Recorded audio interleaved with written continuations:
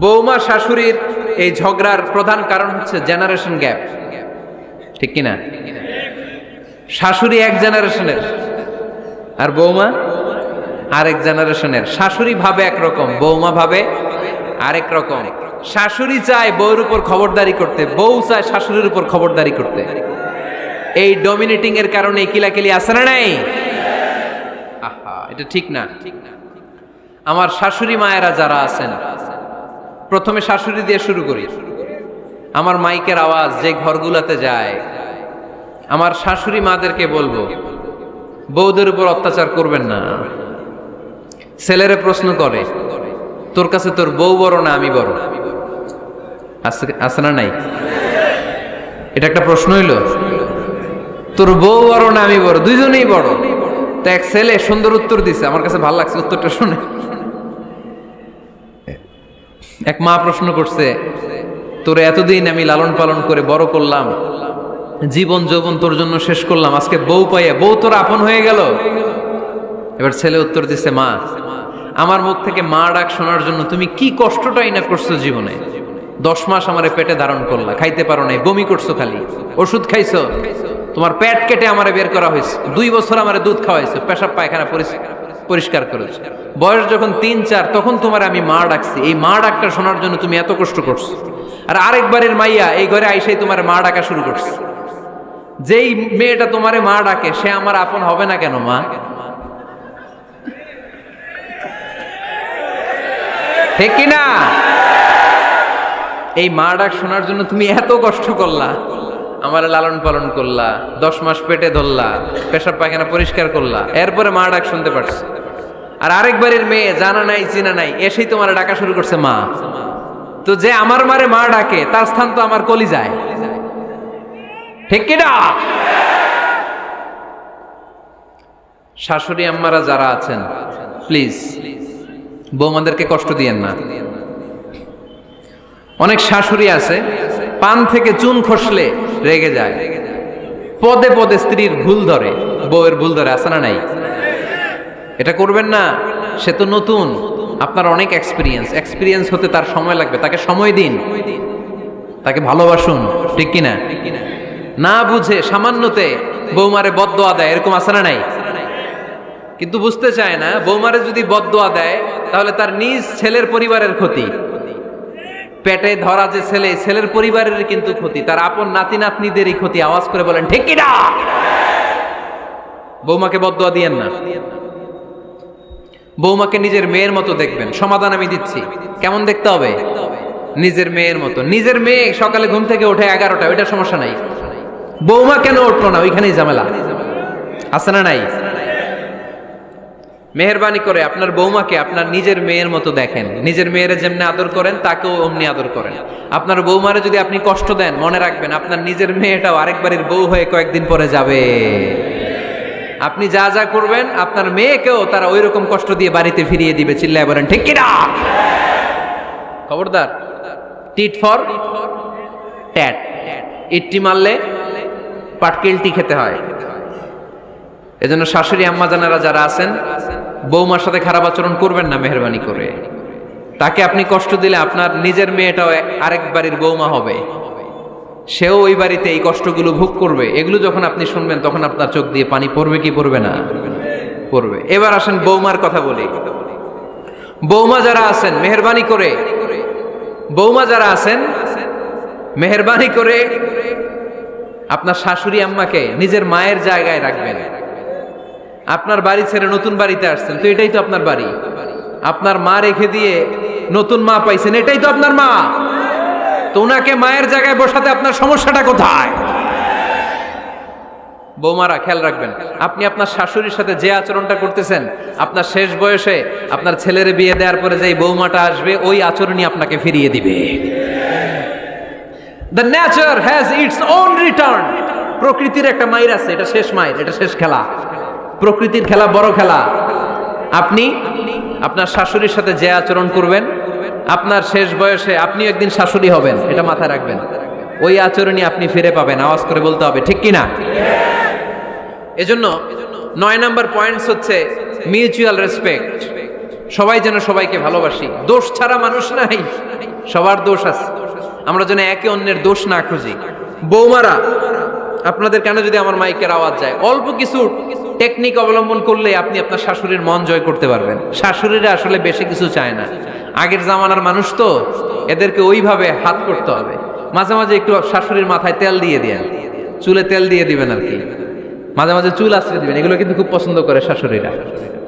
ওনার প্রেশারটা একটু মেপে দিবেন, ডায়াবেটিক্সের ওষুধটা খাইলো কিনা সময় মতো খোঁজ নিবেন, কি পছন্দ করে খেতে একটু রান্না করে দিবেন।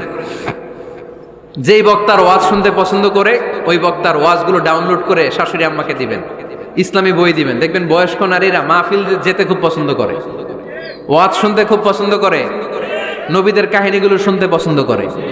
বসায় বসায় একটু কাহিনীগুলো শোনাবেন। বাইরে বেরোলে জিজ্ঞেস করেন, আম্মা আপনার কিছু লাগবে কিনা। আর একটা টিপস আছে, চুল যখন আশ্রাবেন আর শাশুড়ির মাথায় যখন তেল দিয়ে দিবেন, তখন অতীতের কথা জিজ্ঞেস করেন, দেখবেন অতীতের স্মৃতিতে হারিয়ে গিয়েছে আপনার শাশুড়ি। কি জিজ্ঞেস করবেন জানেন? জিজ্ঞেস করবেন, আম্মা জান, মুক্তিযুদ্ধের সময় আপনার বয়স কত ছিল? ওই সময় মুক্তিযুদ্ধের সময় আপনাদের এলাকায় কি কি হয়েছিল মা? আরেকটা প্রশ্ন করবেন, মা বিয়ের সময় আপনি কেমন ছিলেন?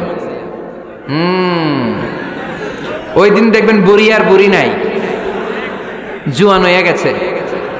ওই দিন বলবে, মা আমি অনেক সুন্দরী ছিলাম, আমার মাথায় অনেক চুল ছিল, আজকে নাই। আমগো গ্রামে আমার চাইতে সুন্দরী মাইয়া ছিল না। অতীতের স্মৃতিতে, স্মৃতি হাতরাতে হাতরাতে তিনি হারিয়ে যাবেন। জিজ্ঞেস করবেন যে, মা শীতকালে আপনাদের দেশে কি পিঠা বানাতেন আপনি যখন ছোট ছিলেন, আপনার বাপ চাচারা কি করতো?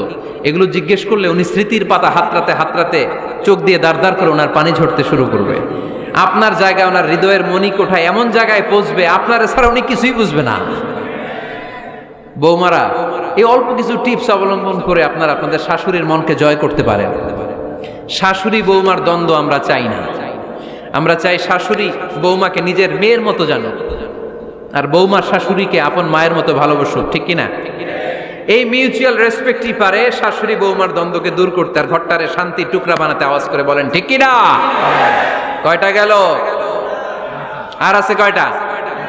দোয়া করবেন একে অপরের জন্য। দোয়া, সাইয়েদনা ইব্রাহিম ফ্যামিলির জন্য দোয়া করতেন, রব্বি জাআলনি মুকিমাস সালাতি ওয়া মিন যুররিয়াতি রব্বানা ওয়া তাকাব্বাল দুআ।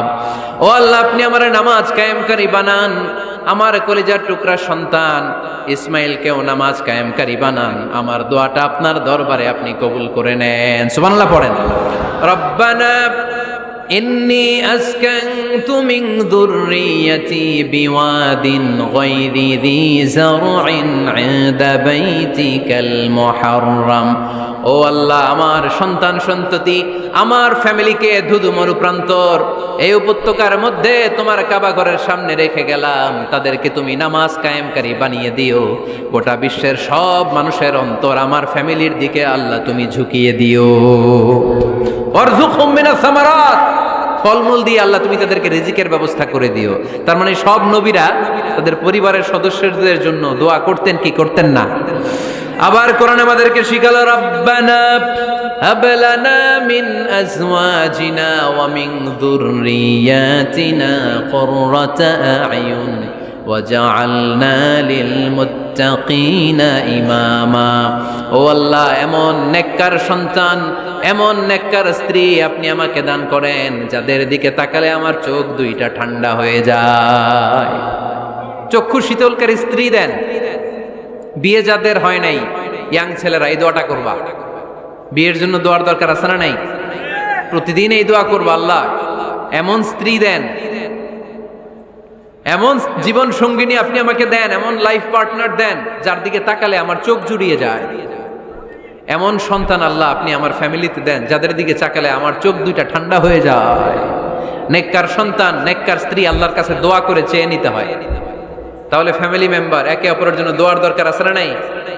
বাবা দোয়া করবে ছেলের জন্য, ছেলে করবে বাবার জন্য, মা দোয়া করবে মেয়ের জন্য, মেয়ে করবে মায়ের জন্য, ভাই করবে বোনের জন্য, বোন করবে ভাইয়ের জন্য। দোয়ার দরকার আছে না নাই? দোয়া করবেন সবাই সবার জন্য।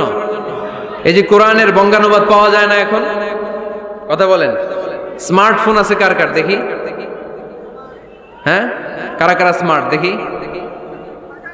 হাজার হাজার স্মার্ট, মাশাআল্লাহ। এই স্মার্টফোনের ভেতরে আল কোরআন নামে বাংলায় কোরআনের একটা অ্যাপস পাওয়া যায়।